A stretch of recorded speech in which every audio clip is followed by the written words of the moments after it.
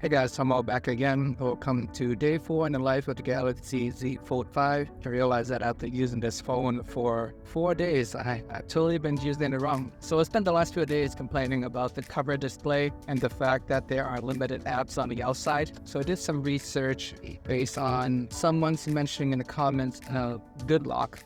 I actually remember reading about this and hearing this before I got the phone. For some reason, it totally slipped my mind when I finally got it. I was expecting the apps situation to be more intuitive. If you're on an app screen and you want to add other extra apps, it should just let you add anything you want. But I think Samsung's reasoning behind this design is they want the apps to be optimized by the developers. So apparently, as of right now, there's only 5 apps that is enabled by the developers.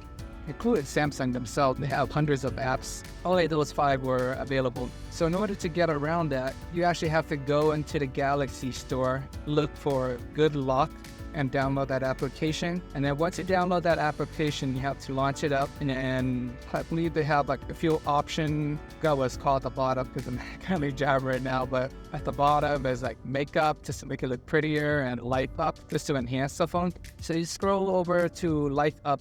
Even when I knew about Good Luck and then I downloaded the app, there are like so many different options in here. It's not very clear and intuitive. You have to really do your research and dig around to get this functionality if that's something you really want. And so looking through the Good Lock app, there's so many options that I didn't even know which one to download, so I had to do it out of Google real quick. I think it ended up being like the multi-star one. So once you download that, it takes you to another screen. You got to hit download, and then you have to go back into Good Lock and launch the application on top. So once you go to the application, you basically just got to go to the launcher section and then select whatever apps you want to add. So this basically forces everything into the cover screen that you want. So when I first get here, it gets a little overwhelming because there's so many apps. I'm not sure which one to pick. I wish I could just pick them all. I guess I technically can, but at the same time, whatever apps you pick is just going to show up on the cover screen. So you don't want to be scrolling through 100 apps on your cover screen. So I just picked the standard. Snapchat is what I use for my group chat. So I make sure I can add that so that I can easily access it from the cover screen. And standard stuff, Discord, Google Chat, 10 million chatting apps that I have. So I just do a whole bunch of them on the cover screen. So that allows me to use all these apps on the outer screen. And ironically, ever since I added them to the cover screen, I haven't touched it since, just because I discovered it in the middle of the night and I went to bed anyways.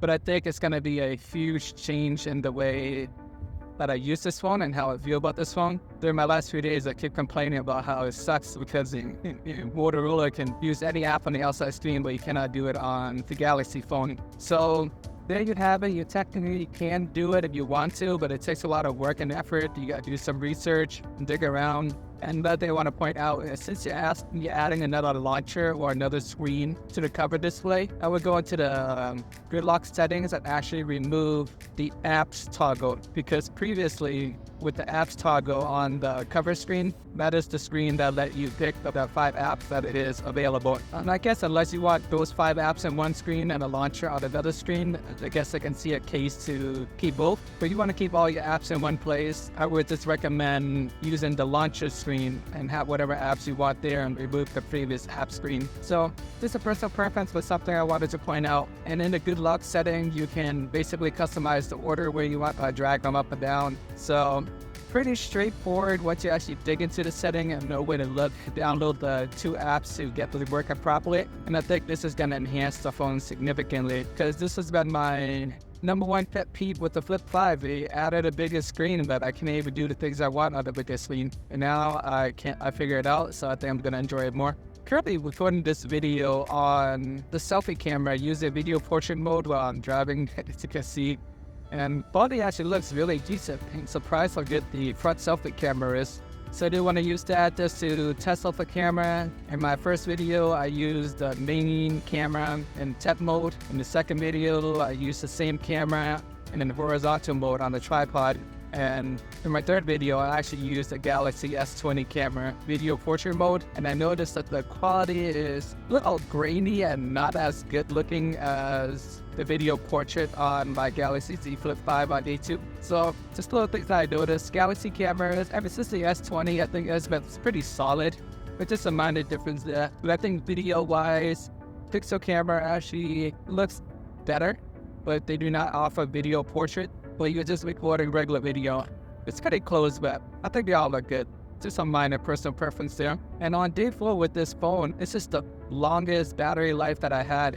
Well, I only had this phone for a few days, but I got 19 hours of battery life on this phone, which is really impressive. That started my day at 8 a.m. and it basically lasted me until 3 a.m. the next day. So that's 19 hours of battery life. Pretty light to moderate usage. I did some gaming throughout the day. Pokemon Go in the background with the Go Plus playing. So even though I'm not actively playing, it's still on the screen. It's on. Although I do like that it does dim after a while if I'm not really actively touching it. So that does help save some battery. And overall, really impressed with the Snapdragon 8 Gen 2 chip on the Z Flip 5, just in terms of overall battery life.